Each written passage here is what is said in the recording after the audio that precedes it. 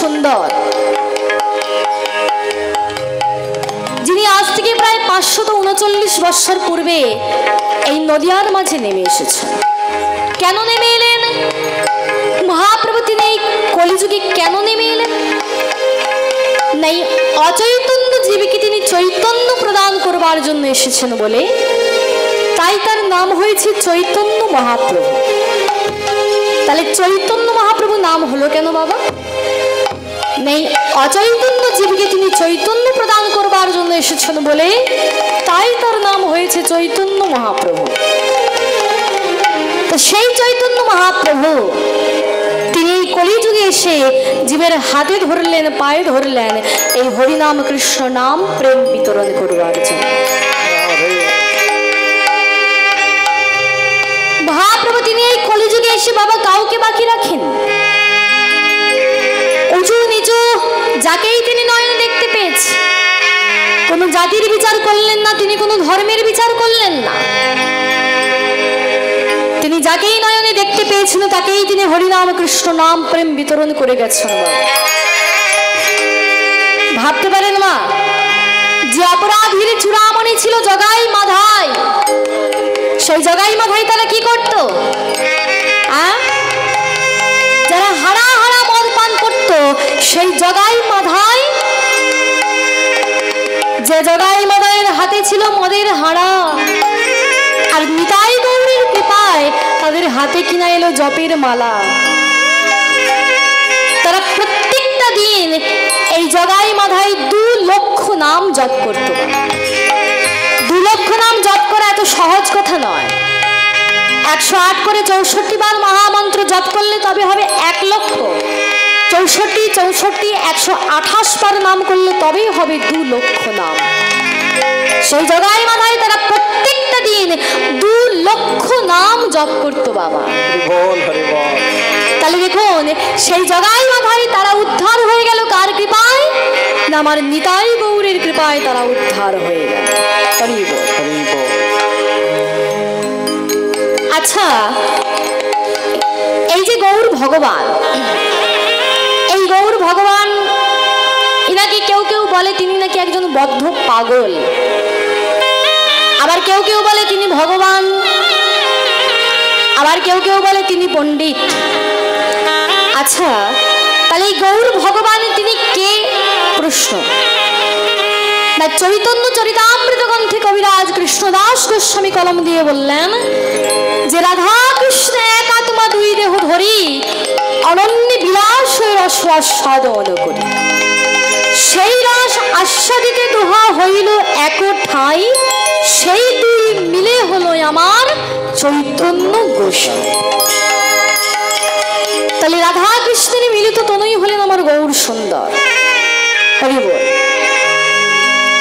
তাহলে দেখুন বাবা, এখানে প্রশ্ন জাগে, এই যে আমার রাধা কৃষ্ণ দেহ দুটো আলাদা কিন্তু আত্মা একটি। মনে প্রশ্ন জাগতে পারে যে দেহ যদি আলাদা হবে তাহলে আত্মা কেন একটি হয়ে গেল? এর জন্য আমাদের কত ঝামেলা বাড়ছে, কি তাই তো? কত ঝামেলা বলুন তো। ঠাকুর ঘরে 2টো তুলসী পাতা লাগে, 2টো সন্দেশ লাগে, 2টো থালা লাগে, 2টো গ্লাস লাগে, কত ঝামেলা। বলে বাবা, এই এক থেকে ভেঙে যতক্ষণ না 2 হওয়া যাচ্ছে ততক্ষণ পর্যন্ত কিন্তু রস আস্বাদন করা যাবে না। আচ্ছা বলুন তো মা, আপনি নিজের ছেলেকে চুমু খেয়ে যতটা আনন্দ পান, পরের ছেলেকে চুমু খেয়ে কি ততটা আনন্দ পান? না, পাই না, ততটা আনন্দ আমরা পাই না। তেমনি ভগবান মনে মনে চিন্তা করলেন যে আমি একজন প্রেমিক, তো আমার তো একজন প্রেমিকা চাই। আমার যে প্রেমিকা হবে সে তো আর ভগবান যার সঙ্গে প্রেম করবে সে তো আর রাস্তাঘাটে মানুষের সঙ্গে করতে পারে না। ভগবান যার সঙ্গে প্রেম করবেন তার প্রেমের মানুষটা যেন তার নিজের মানুষ হয়। হরি বল, হরি বল। তাই মনে পড়ে গেল দাপর যুগের কথা। দাপর যুগে একদিন ভগবান শ্রীকৃষ্ণ তিনি রাস্তা দিয়ে হেঁটে হেঁটে যাচ্ছে। হঠাৎ ভগবান রাস্তা দিয়ে যেতে যেতে গোবিন্দ দর্শন করলেন যে একটি মণিখচিত দেওয়ালে ভগবানের নিজের প্রতিচ্ছবি দেওয়ালের মধ্যে ভেসে উঠেছে। আর যেই না দেওয়ালের মধ্যে ভেসে উঠেছে, অমনি ভগবান তার নিজের প্রতিচ্ছবিটাকে নিজেই দেখে ভগবান চমকে গেল। নাকি কি এত সুন্দর দেখতে একটি রূপের মানুষ! আহা গো, আমি তো এর আগে কোনোদিন দেখিনি। আহা, এই এই রূপের মানুষটাকে আমি যদি একবারের জন্য আমার বুকের মধ্যে জড়িয়ে ধরতে পারতাম। তো ভগবান কি করেছে, যেই না সেই রূপের মানুষটাকে ধরবার জন্য ছুটতে ছুটতে চলেছে, এমন সময় বিশাখা ছুটতে ছুটতে এসে ভগবানের হাতটাকে চেপে ধরেছে। দাঁড়াও কৃষ্ণ, দাঁড়াও দাঁড়াও, কোথায় যাচ্ছ তুমি? দাঁড়াও, কোথায় যাচ্ছ? বিশাখা, জানো বিশাখা, আজকে আমি যখন রাস্তা দিয়ে হেঁটে হেঁটে যাচ্ছিলাম, হঠাৎ আমি লক্ষ্য করলাম এক অপরূপ সুন্দর দেখতে একটি রূপের মানুষ। আর সেই রূপের মানুষটাকে দেখে আমার মনের মধ্যে বড় বাসনা জাগলো, সেই রূপের মানুষটাকে আমি যদি একবারের জন্য মুখের মধ্যে জড়িয়ে ধরতে পারি। তো তুমি আমায় বাধা দিলে কেন? বলা বিশাখা, তুমি আমায় বাধা দিলে কেন? গোবিন্দ, আমি তোমায় কেন বাধা দিয়েছি জানো গোবিন্দ? যেই রূপের মানুষটাকে ধরবার জন্য তুমি ছুটতে ছুটতে চলেছ, সেই মানুষটাকে তো তুমি ধরতে পারবে না। বলে কেন? কেন ধরতে পারবো না? বলে শোনো গোবিন্দ, যেই মানুষটাকে তুমি ধরবার জন্য ছুটতে ছুটতে চলেছ, সেই মানুষটা যে একজনের কাছে জন্ম জন্মান্তরের জন্য বাধা হয়ে আছে। কি বললো? যেই রূপের মানুষটাকে আমি ধরবার জন্য ছুটতে ছুটতে চলেছি, সেই মানুষটা একজনের কাছে বাধা হয়ে আছে। তবে সে কে? বলো বলো বিশাখা, তবে সে কে? গোবিন্দ, সে আর অন্য কেউ নয়। সে কে জানো? সে হলো আমাদের প্রেমময়ী রাধারানী। আর যেই না রাধারানীর কথা বলেছে, অমনি গোবিন্দ আমার ছুটতে ছুটতে রাধারানীর কাছে চলেছে। রাধে রাধে গো,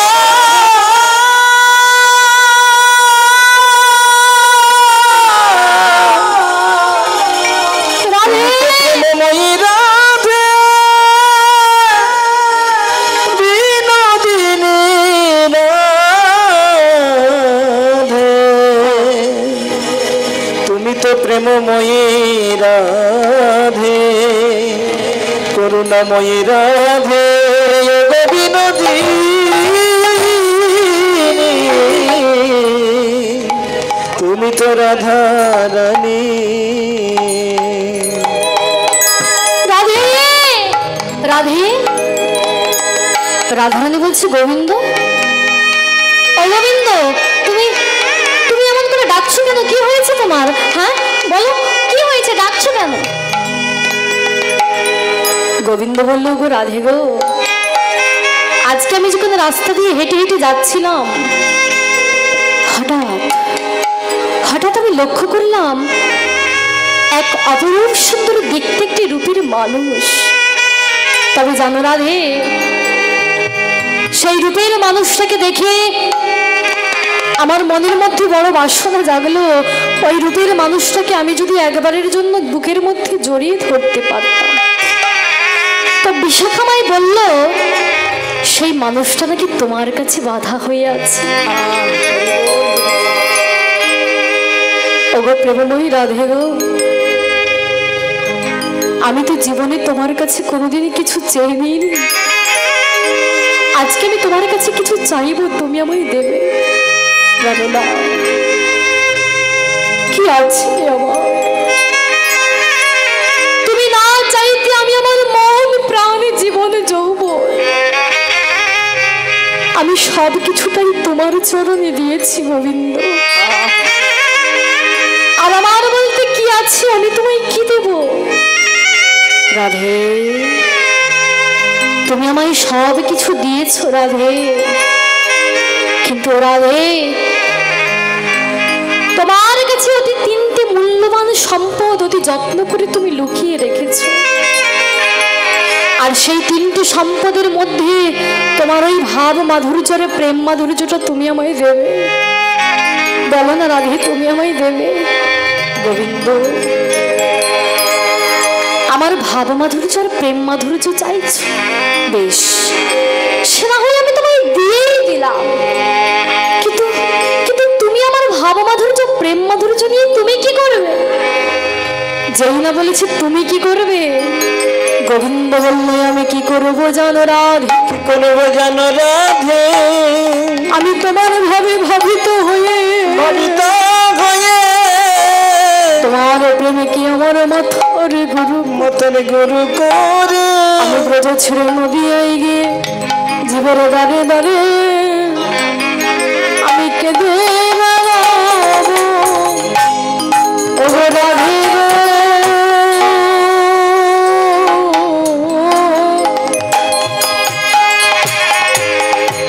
জীবের দাঁড়িয়ে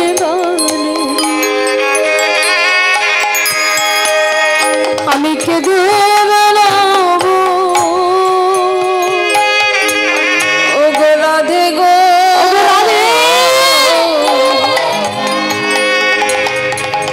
জীবের দাঁড়ে দাঁড়ে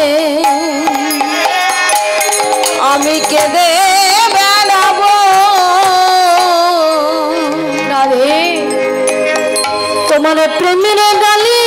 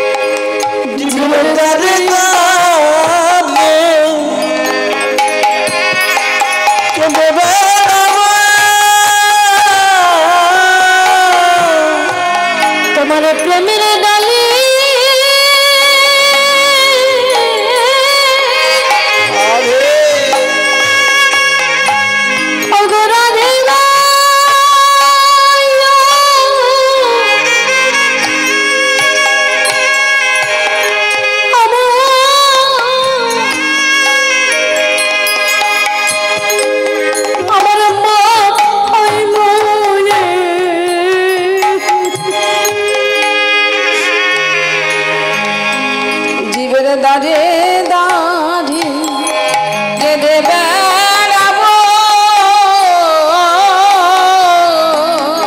আমি শুধু একা কাঁদবো না আর আমি কি করবো জানো? আমি কেঁদে যাবো, জগৎ ভাসাইব। আমি কেঁদে যাব ভাসাইব। আমি কেঁদে যাবো ভাসাইব। তোমার দাঁড়িয়ে দাঁড়িয়ে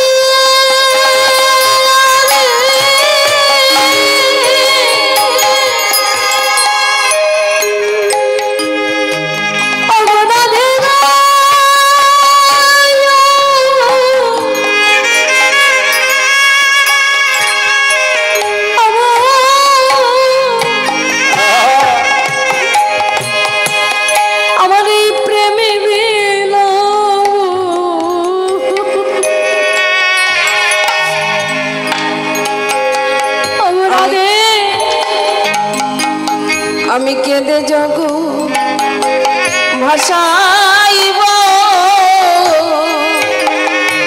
তোমার ওই প্রেমের ডালি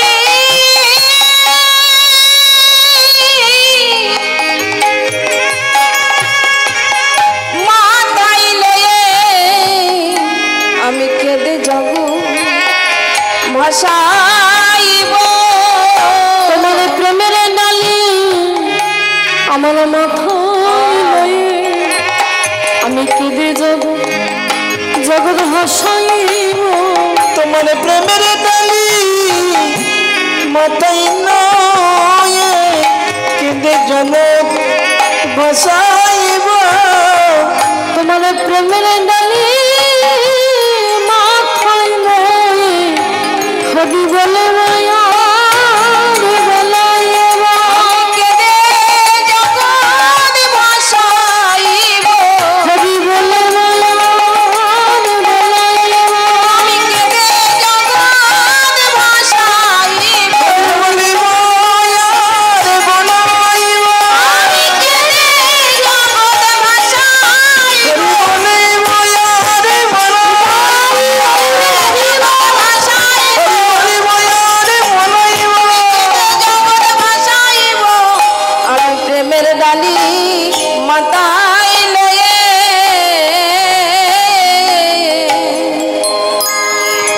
রাধারানী বলল, গোবিন্দ বেশ, তুমি যখন এত করে আমার ভাব মাধুর্য চাইছো, প্রেম মাধুর্য, আমি তো ভাই দিয়েই দিলাম, কিন্তু ও গোবিন্দ,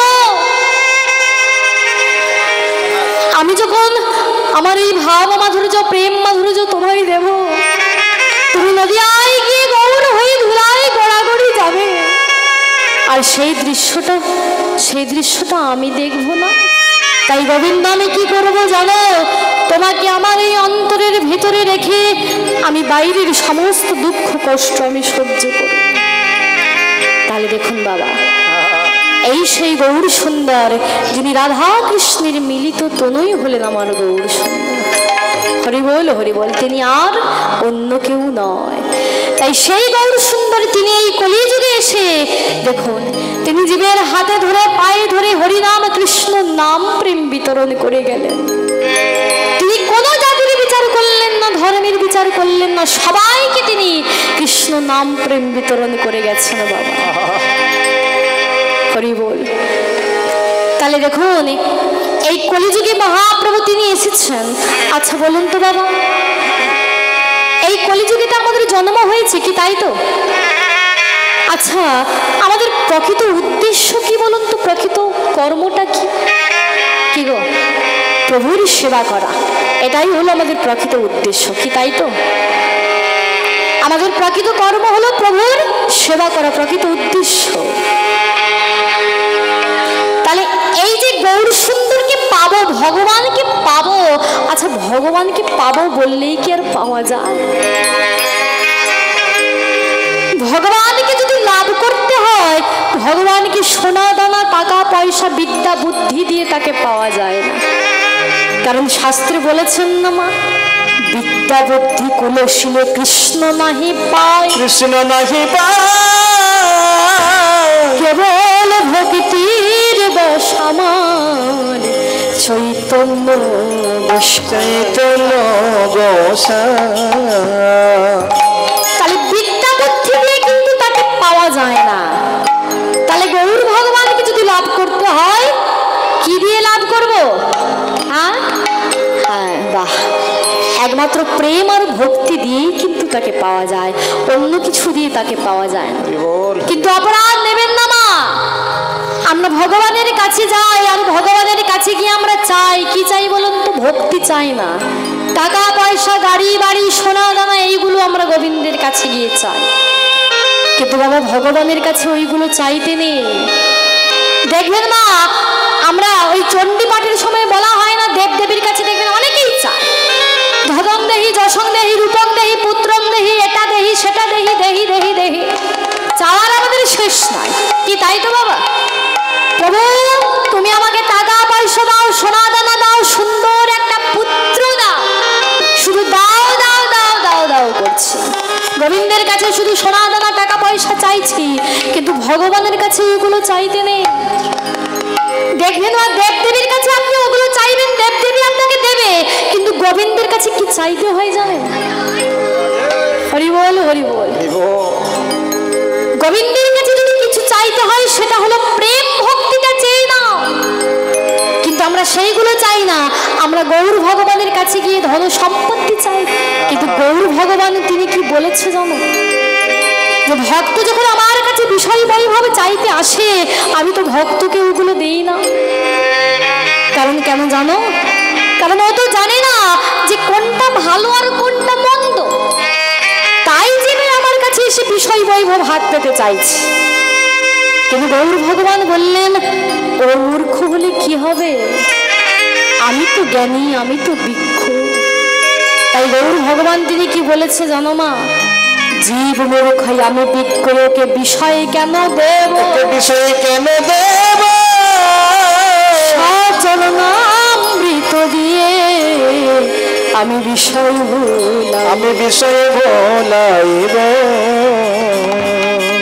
জীব মূর্খ আমি বিজ্ঞকে বিষয় কেন দেব, সচরণামৃত দিয়ে আমি বিষয় ভুলাইব। জীব তো মূর্খ, কোনটা চাইতে হয় জানে না, তাই আমি কি করি? আমার চরণটা দিয়ে ওকে বিষয় বৈভব সব কিছুটাই আমি ভুলি। হরি বল হরি বল। তাহলে দেখুন, তাই সেই গৌর সুন্দর তিনি এই কলিযুগে এসেছেন, আর এসে তিনি এই নাম প্রেম, যে প্রেম ছিল গোলকে গোপনে ছিল, সেই প্রেম তিনি নিয়ে এসে জীবের দ্বারে দ্বারে তিনি অকাতরে বিতরণ করে দিলেন। না চাইতেই তিনি দিয়েছেন, তাই বলেছেন না, না চাইতে অখিল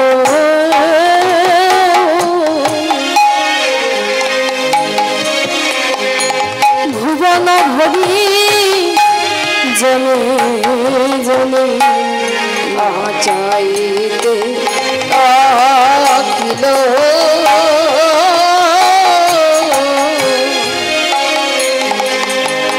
ভুবন ভরি জনে জনে না চাইতে শ্রীখুলের ডাইনাটা দাদা ভাই অখিল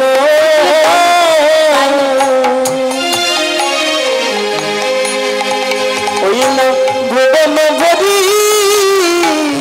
জনে জনে বলি যাচিয়া দে দয়াল প্রেম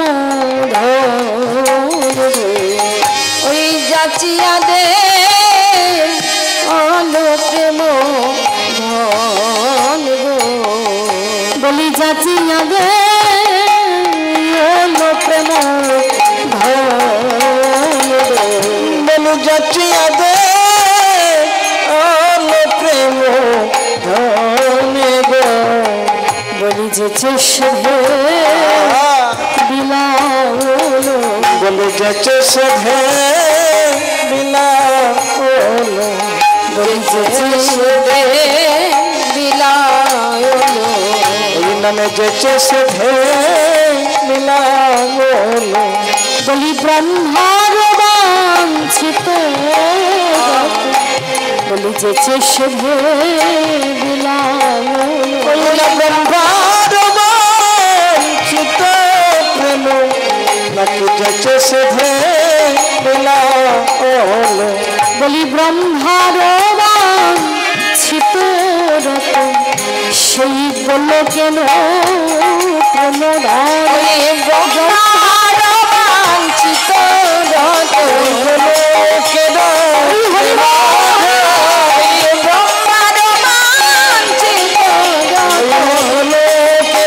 জানি তাই সবাই মিলে দুটি বাহু তুলে সবাই রাধে রাধে রাধে রাধে বলে দুটি বাহু তুলে যাব মোরা মধুর বৃন্দাবন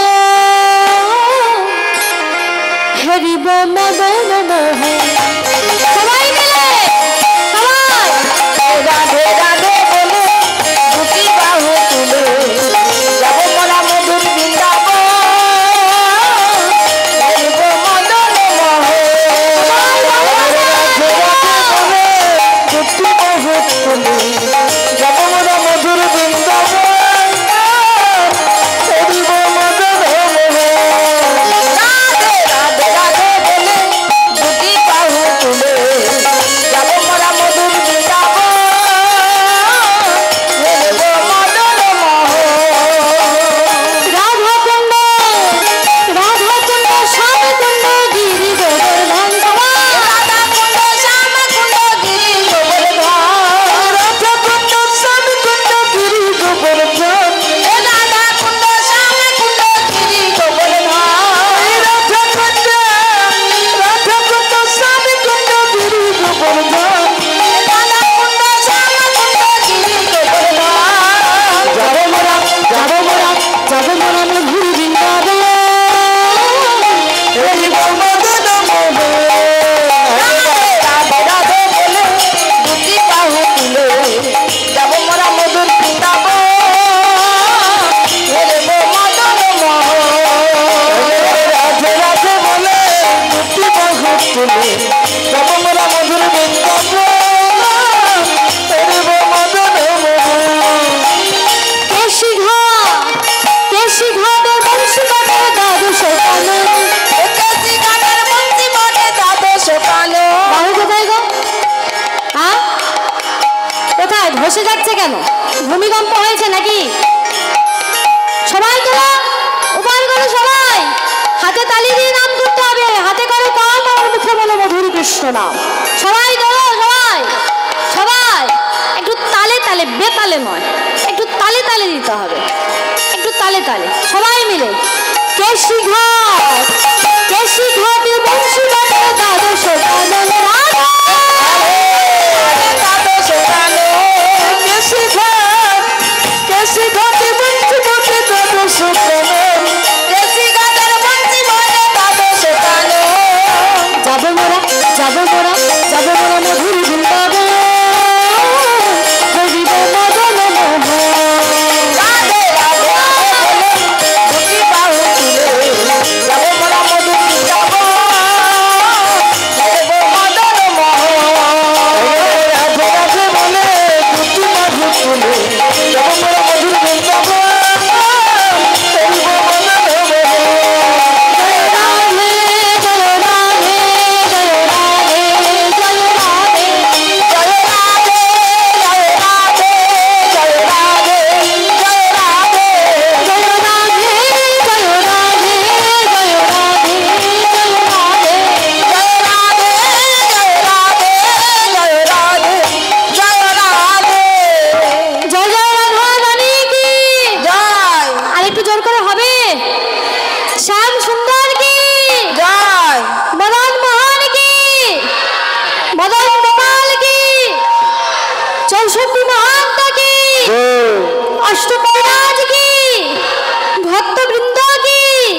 हरिनाम संकीर्तन की श्री गुरु निताई गौर सीतानाथ प्रेमानंद हरि हरि बोल हरि बोल। जय राधे श्याम हरि बोल। আজ থেকে 250 বছর আগে মুর্শিদাবাদ জেলার কান্দি শহরের জমিদার ছিলেন গঙ্গা গোবিন্দ সিংহ। ভালো করে মন দিয়ে শুনতে হবে। এই গঙ্গা গোবিন্দ সিংহের একমাত্র ভাই যার নাম রাধা গোবিন্দ সিংহ, আর রাধা গোবিন্দ সিংহের একমাত্র পুত্র যার নাম ছিল প্রাণকৃষ্ণ সিংহ, আর এই প্রাণকৃষ্ণ সিংহের একমাত্র পুত্র যার নাম কৃষ্ণচন্দ্র সিংহ, যাকে দাদু গঙ্গা গোবিন্দ সিংহ আদর করে লালা বলে ডাক। তো সেই বংশের একমাত্র প্রদীপ। ওখানে কি হয়েছে? গোল করে বসে ফোন ঘাটা হচ্ছে।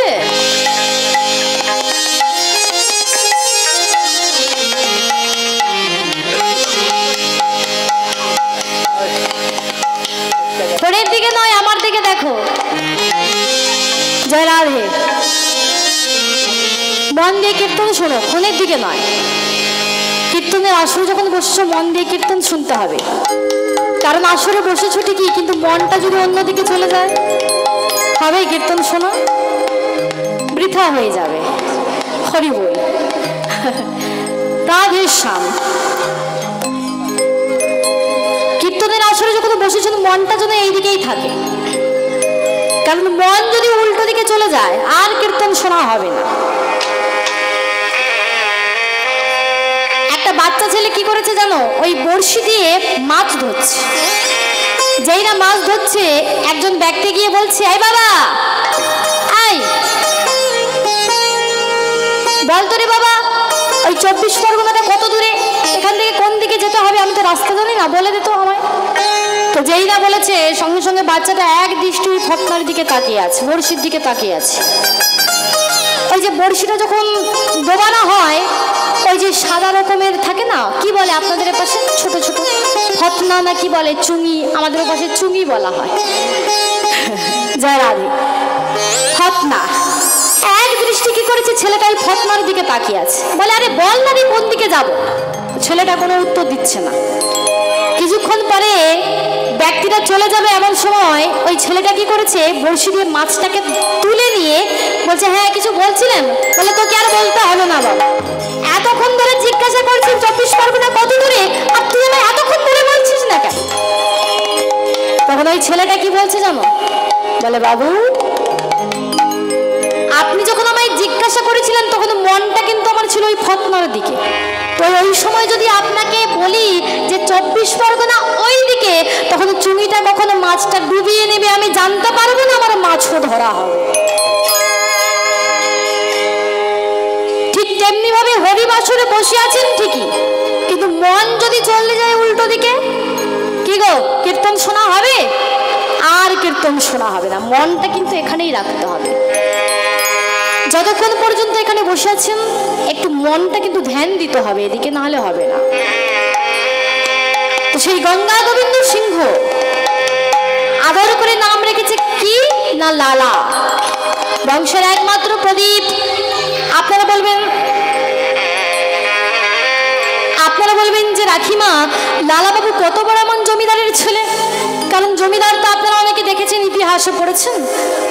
আজ থেকে প্রায় 250 বছর আগে যারা বছরে রোজগার করতো বাবা 52,36,000 টাকা। কত টাকা? 52,36,000 টাকা। ভাবুন, আজ থেকে 250 বছর আগে বাবা যারা রোজগার করতো, সেই বাড়ির ছেলে হচ্ছে লালা। কত টাকা রোজগার করতো ভাবতে পেরেছেন? জমিদারের ছেলে তো, তাই জমিদারের ছেলে কি করছে, ছোট্ট লালা ছোট্ট, তাই খেলা করছে বারান্দায় বসে বসে। আর যেইটা খেলা করছে, আর লালা বাবুর পিতা প্রাণকৃষ্ণ সিংহ ওই 52,36,000 টাকার হিসেব নিকেশ করছে। আর যেইটা হিসেব নিকেশ করছে, কোথা থেকে একজন ভিখারি এসে ডাক দিয়ে বললেন, বাবু বাবু বাবু, আমায় কিছু ভিক্ষা দিন না বাবু, আমায় কিছু ভিক্ষা দিন না। আমার ঘরে আমার একটা উপযুক্ত কন্যা রয়েছে, আমি তার বিয়ে দিতে পারছি না। তাই বলছিলাম কি, আপনার বাবা তো জমিদার, তাই বলছিলাম কি আপনি আমায় কিছু সাহায্য করুন না।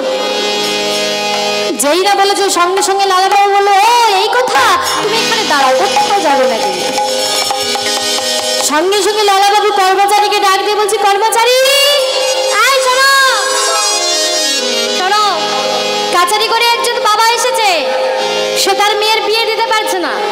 তাই তোমরা আমার বাবাকে গিয়ে এক্ষুনি বলবে আমার বাবা যেন তাকে 1 থলি স্বর্ণ মুদ্রা প্রদান করে, ঠিক আছে? যাও, চলে যাও। যেই না বলেছে সঙ্গে সঙ্গে কর্মচারীরা ছুটতে ছুটতে চলেছে, বাবু বাবু সর্বনাশ হয়ে গেছে, সর্বনাশ হয়ে গেছে। কেন, কি সর্বনাশ হয়েছে? হ্যাঁ, কি হয়েছে বলবি তো? আরে দাঁড়া, বল কি সর্বনাশটা হয়েছে বলবি তো?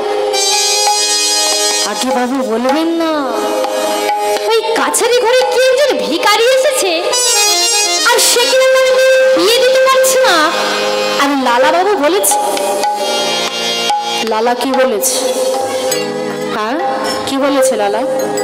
আগে লালা বাবু বলেছে তাকে নাকি 1 থলি স্বর্ণ মুদ্রা প্রদান। কি বললি? এত বড় স্পর্ধা! যা এক্ষুনি, যা এক্ষুনি গিয়ে ভিখারিকে ঘাড় ধাক্কা দিয়ে দাঁড় করে। আরে লালাকে পরিষ্কার করে একটা কথা বলে দিবি, যেদিন সে নিজে রোজগার করে, যেদিন নিজের পায়ে দাঁড়াতে পারবে, সেই দিন যেন অর্থ সম্পত্তি দান করে, তার আগে পর্যন্ত হয়ে যা। বাবু এমন কথা বলবেন না বাবু। বলে কেন? কারণ আপনি এত বড় জমিদার, ভিখারি তো জানতে পেরে গেছে আপনি জমিদার, তাই আপনার কাছে ভিক্ষা চাইতে এসেছে। কিন্তু এখন আপনি জমিদার হয়ে যদি টাকাটা যদি আপনি না দেন, তাহলে আপনার অপমান হবে না? তখন ওই ভিখারি রাস্তায় রাস্তায় বলে বলে বেড়াবে যে এমন একজন জমিদার, সে কিনা আমায় কিছু সাহায্য করলেন আমার মেয়ের বিয়েতে। তাই বলছিলাম কি বাবু, আপনার অপমান হবে। তাই আপনি এক কাজ করুন, ওই সোনা দানা টাকা পয়সা কিছু দিয়েই দেন, আপনার কমবে। যেই না বলেছে সঙ্গে সঙ্গে প্রাণকৃষ্ণ সিংহ ওই স্বর্ণ মুদ্রার থলিটা কর্মচারীর হাতে দিয়ে দিয়েছে। আচ্ছা বলুন তো বাবা, লালা বাবুর পিতা ছিল কে? জমিদার, কি তাই তো? আচ্ছা, তিনি তো জমিদার, তিনি কি নিজে স্বেচ্ছায় পারতেন না যে ওই ভিখারিকে সোনা দানা টাকা পয়সা কিছু দিয়ে দিতেন প্রথমে? তিনি জমিদার হয়ে তিনি কিন্তু এটা করলেন না। কেন করলেন না? না, তিনি যে জমিদার, তাই তার মনের মধ্যে অহংকার জন্মে গেছে যে আমি জমিদার, আমি জমিদার, আর আমি কিন্তু সামান্য ভিখারিকে টাকা পয়সা সোনা দানা দেব। সর্বপ্রথম একটা কথা বলে যাই বাবা, নাম ভজনের মধ্যে যদি নামীকে পেতে হয়, ভগবানকে যদি পেতে হয়, সর্বপ্রথম যেটা আমাদের করণীয় সেটা হলো অহংকার ত্যাগ করা। আমি অনেক জ্ঞানী বিদ্যা বুদ্ধি আমার অনেক কিছু আছে, আমরা অহংকার করি, জ্ঞানের অহংকার করি, বিদ্যার অহংকার করি, রূপের অহংকার করি, কত রকমের অহংকার করি বাবা। কিন্তু সর্বপ্রথম বলে যায়, নাম ভজনের মধ্যে যদি নামীকে পেতে হয়, সর্বপ্রথমে কিন্তু আমাদের অহংকার থেকে বাবা আগে দূরে সরে যেতে হবে। কারণ দেখবেন মা, একটা পুকুরের মধ্যে কিন্তু মুখ দেখা যায়, কি দেখা যায়? তো একটা পুকুরের দিকে আপনি তাকাবেন, দেখবেন আপনার মুখটা কিন্তু দেখতে পাবেন। কিন্তু বলুন তো, সেই পুকুরের মধ্যে যদি কচুরিপানা যদি ভর্তি থাকে, তাহলে কি আমরা আমাদের বদন দেখতে পাবো? কি দেখতে পাবো না? তাহলে কি করতে হবে? আগে ওই কচুরিপানাগুলোকে পরিষ্কার করতে হবে। আর যদি আমরা পরিষ্কার করে দিতে পারি, তাহলে আমরা আমাদের বদনটা পুকুরের মধ্যে দেখতে পাবো। ঠিক তেমনি ভাবে একটা কচুরিপানা পরি পুকুরে যেমন মুখ দেখা যায় না, তেমনি অহংকার পূর্ণ হৃদয়ে করেন গোবিন্দ বসবাস। সর্বপ্রথম আমাদের এই অহংকার আমিত্ব ভাব থেকে আগে কিন্তু আমাদের দূরে সরে যেতে হবে। এই যে আমরা আমার করছি, এই যে আমার ছেলে, আমার মেয়ে, আমার গাড়ি বাড়ি জমিদার, এই যে আমার, এই আমিত্ব ভাব থেকে কিন্তু আগে আমাদের দূরে সরে যেতে হবে। কেন না, শাস্ত্র বলেছেন, জ্যান্ত থাকতে যদি কেউ আমিত্বকে মারে, সেই মুক্তি পেয়ে যায় আমার শ্রী গোবিন্দের। তাহলে জ্যান্ত থাকতে থাকতে কিন্তু সর্বপ্রথম আমাদেরকে এই আমিত্ব ভাব, অহংকার ভাব থেকে আগে দূরে সরে যেতে হবে। তা সেই জমিদার বাবু মনে মনে চিন্তা করলো, আচ্ছা ঠিক আছে, তোরা যখন এত করে বলছিস, এই ধর, এই সোনা দানা টাকা পয়সা ভিখারিকে দিয়ে দিবি, ঠিক আছে? আর একটা কথা শোন, লালাকে পরিষ্কার করে বলে দিবি, যেদিন সে নিজে রোজগার করে যেদিন নিজের পায়ে দাঁড়াতে পারবে, সেই দিন যেন অর্থ সম্পত্তি দান করে, তার আগে পর্যন্ত নয়। যা, চলে যা। সঙ্গে সঙ্গে কর্মচারীরা ছুটতে ছুটতে এসে ওই স্বর্ণমুদ্রার টাকা পয়সাটা নিয়ে ভিখারিকে দিয়েছে। আর যেই না ভিখারিকে দিয়েছে, ভিখারি স্বর্ণমুদ্রা তার মাথায় তুলে নিয়ে মনের আনন্দে চলেছে। আর এদিকে কর্মচারীরা হাত দুখানা জড়ো করে লালা বাবুর কাছে এসে বলছে, বাবু, ও বাবু, আপনার বাবা আপনাকে একটা কথা বলতে বলেছে। কথা? কি কথা? বলো, আমার বাবা কি বলেছে বলো। আগে বাবু, আপনার বাবা বলেছেন, যেদিন নাকি আপনি নিজে রোজগার করে যেদিন নিজের পায়ে দাঁড়াতে পারবেন, সেই দিনই যেন আপনি অর্থ দান করেন, তার আগে পর্যন্ত নয়। কি বললেন?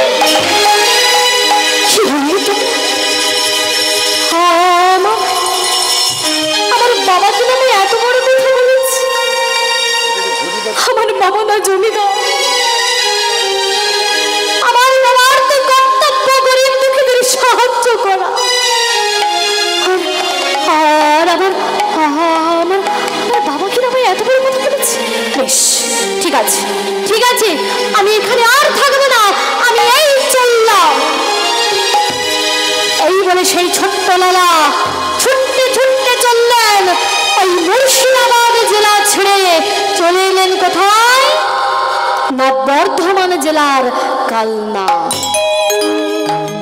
সেই বর্ধমান জেলার কালনায় এসে এক সেরেস্তাদারের কাজ নিয়েছে।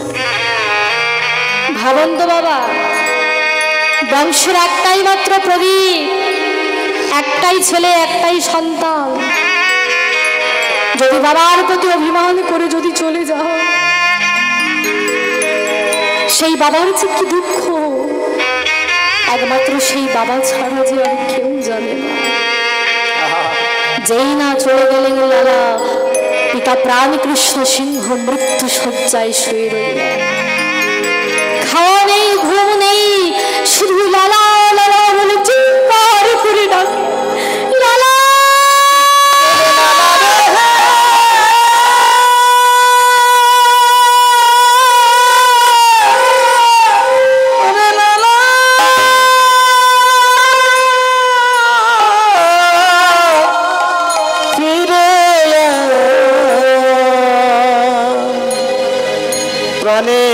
লালা রে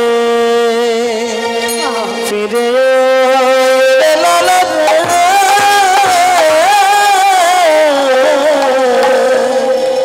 আয়ে বাবা ফিরে লালা লালা যেই না প্রাণ কৃষ্ণ সিংহ মৃত্যু সজ্জায় শুয়ে আছে, কর্মচারীগণ তারা লালা বাবুর খোঁজে বেরিয়ে পড়লেন।